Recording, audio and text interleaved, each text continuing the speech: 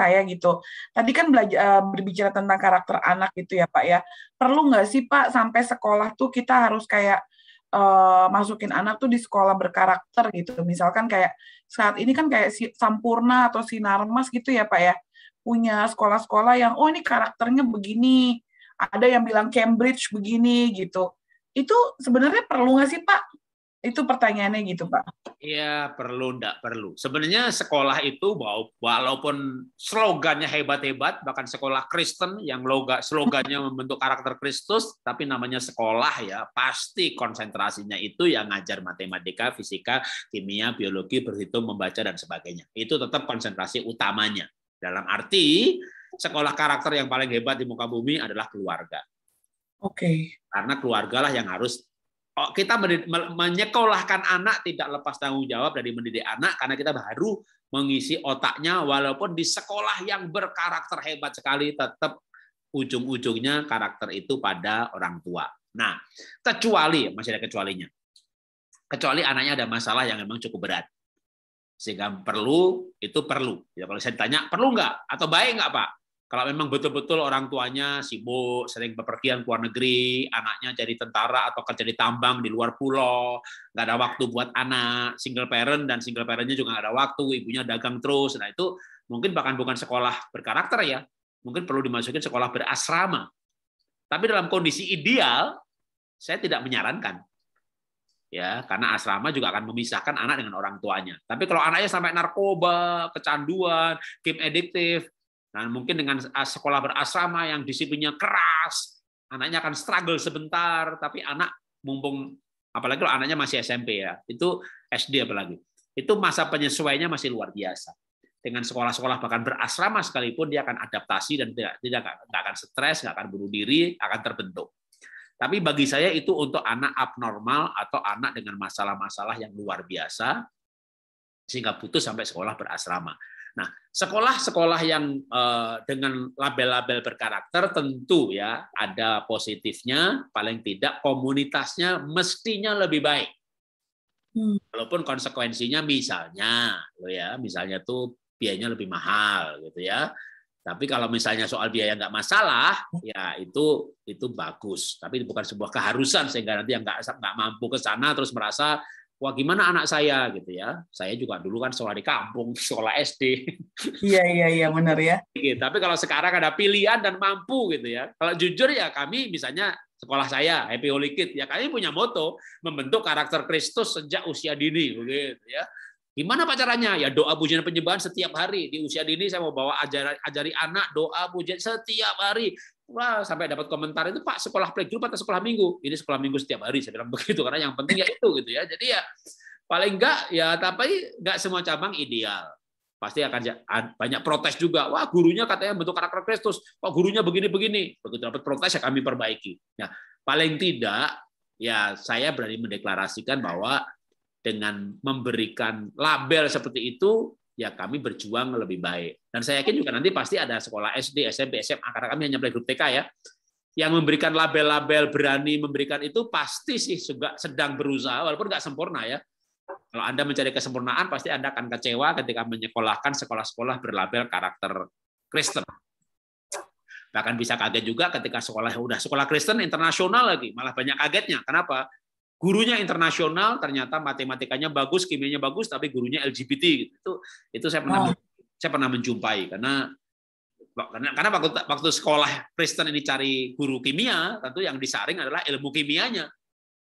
Dan memang dia juga nggak pernah mengajarkan LGBT di kelas, tapi karena gurunya biasanya pandai bergaul, supel, diving bareng-bareng, hiking bareng-bareng. Nah, di sana anaknya nanya sama gurunya, gimana soal begini? Dia bilang, no problem. Gitu. Nah, orang tuanya kaget-kaget dari cerita anaknya. Nah, itu pun pernah ada kasus, ya, di mana sekolah berlabel Kristen, gurunya pro LGBT. Ini kan bisa mengejutkan. Itulah kenapa tadi saya bilang bahwa tetap membangun karakter di orang tua, tetapi secara umum, karena itu kasus kan juga nggak bisa untuk generalisasi gitu ya. Tapi tetap tanggung jawab karakter pada orang tua. Iya. Umum sekolah-sekolah unggulan ya pasti lebih unggul. Mereka berani mendeklarasikan unggul, berani ambil SPP lebih mahal karena juga memang punya sesuatu yang ditawarkan gitu ya. Dan kalau memang ada pilihan ya, baik itu dari biaya atau lokasi, wah biaya nggak masalah Pak, tapi saya tinggalnya di Kebayoran Baru, di sekolahnya di ujung sana Pak, di Bekasi atau di Kelapa Gading, perginya 2 jam, ya nggak usah lah, cari yang deket aja. Tapi berarti soal karakternya, bahkan kalau anak saya di sekolah negeri Pak, multi agama, oh bagus. Saya kalau rumahnya hebat, keluarganya hebat, sekolahkan anak di tempat yang multi agama, multi ekonomi, multi suku, itu pasti cerdas sosialnya luar biasa. Jadi anak perlu diajari cerdas sosial, dan cerdas sosial hanya bisa lewat komunitas inklusif, bukan eksklusif. Dari kecil sekolah Kristen, SD Kristen, nanti dia begitu besar kerja berhubungan sama agama lain rasanya nggak nyaman. Iya. Saya punya kongsi bukan orang Kristen, kok nyaman-nyaman aja? Kan saya bisa bergaul dengan semua agama dari kecil. Sekolah di negeri, SD negeri, SMP negeri, orang miskin. Jadi saya bisa bergaul. Nah, tapi kalau tapi saya nggak mau Pak. Saya dulu bilang sama istri saya, anak-anak sekolah negeri aja, bukan soal apa, biar kan soal iman kita didik di rumah, soal karakter kita didik di rumah gitu. Saya yakin banget bahwa saya bapak yang hebat yang bisa didik anak dalam hal iman sekolah negeri itu. Tapi istri saya nggak mau. Ya, akhirnya sekolah Kristen gitu kan di Penabur. Saya bilang gini, kalau sekolahnya Kristen, anak kita harus punya teman, anaknya tukang beca, anaknya tukang sayur, yang multi sosial. Anak kita harus punya teman Batak, Manado, Papua, multi suku, tapi Kristen semuanya, nggak apa-apa salah. Tapi jangan Tionghoa semuanya gitu ya. Sudah sekolahnya Kristen semuanya, gerejanya Batak semuanya. Ini eksklusif ini, maaf ini. Tapi kalau Bapak Ibu di gerejanya Batak semuanya nggak apa-apa gitu ya. Tapi temennya cari yang Jawa dong gitu ya. Pak, makanya saya dari Bali ada, dari Jawa ada, banyak Pak di sini. Multi etnis. Jadi gerejanya satu suku nggak apa-apa, biar di gereja tuh rasanya kayak reuni pulang kampung gitu loh ya, bisa ngomong daripada pulang kok, wow iya tiba-tiba kita kayak rasanya pulang kampung akrab banget gitu. Tapi pulang dari gereja, anaknya di sekolah udah biar punya teman yang sipit gitu ya. Karena kalau enggak itu cerdas sosialnya berbeda. Memang enak sama bagus beda. Enaknya kita punya teman satu suku.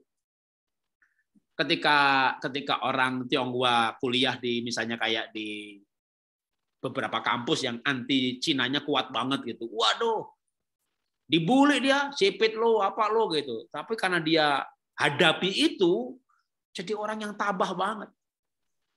Jadi ada beberapa kecerdasan yang nggak bisa dikarbit gitu ya lewat proses. Nah diantaranya adalah kecerdasan sosial yang diperlukan dan itu lewat dengan cara inklusif.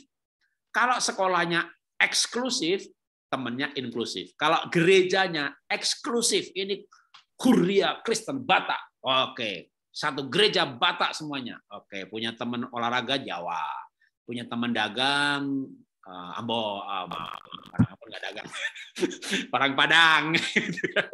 Jadi akhirnya kita biasa berteman dengan anak gitu. Anak kita punya teman belajar orang Papua, biarin aja. Jadi jangan begini ya, kamu jangan sama orang begini ya, udah jangan. Jadi kalau saya dulu begitu. Jadi mengakali sekolah yang inklusif dengan teman yang sekolah yang eksklusif dengan teman yang inklusif. Ya. Gitu. Oke, Tuhan berkati. Oke.